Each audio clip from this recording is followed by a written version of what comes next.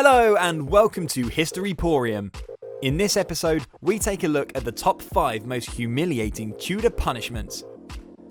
Whilst the Tudors loved a gruesome, bloody execution, they were also partial to a bit of super comical public humiliation. If you think you've been embarrassed in public before, just wait till you check out this list. Number 5. Branding.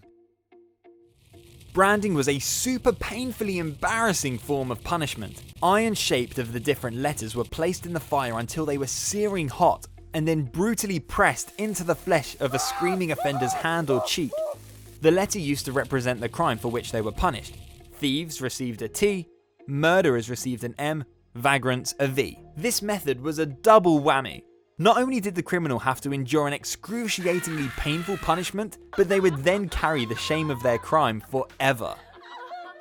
Number 4. The stocks. Lower class criminals guilty of lesser crimes would often be punished in the stocks, a fabulously simple wooden device designed to restrain its victim in a public place for passers-by to ogle and jeer. Locals with nothing better to do would humiliate, kick, insult, spit on, and abuse the criminal, knowing full well they couldn't escape. English law stipulated that every town should have its own stock, and whilst clearly no longer used, this law was never actually repealed. The stocks are still a legal form of punishment in England today. Number 3. The Cucking Stool. The Cucking Stool was a slightly more comfortable cousin of the stocks. If you were the sort of lady who loved to make a nuisance of yourself in public, you would have been known as a scold. Scolds were frequently punished using a cucking stool, and as such, it soon became known as a woman's punishment.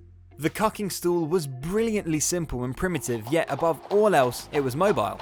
It could be taken anywhere so that the offender could experience a lengthy public humiliation at the site of the offence.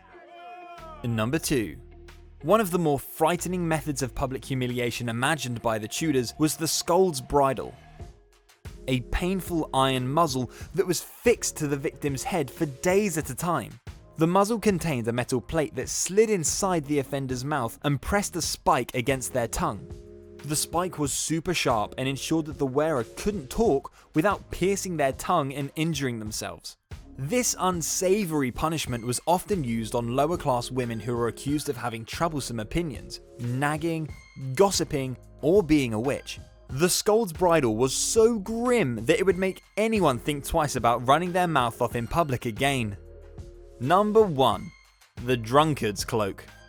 Drunk and disorderly. Forget a night in the cells, how about a day in a beer barrel instead? Sounds great! Wait till you get into the detail. In 1551, being drunk was made a civil offence, and so a punishment was devised that reflected the crime.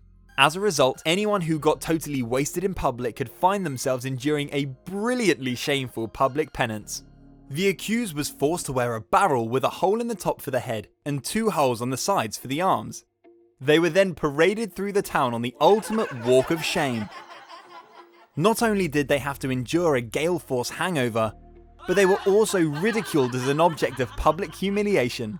A super creative, shame-faced reminder to others that being a boozehound in public would not be tolerated.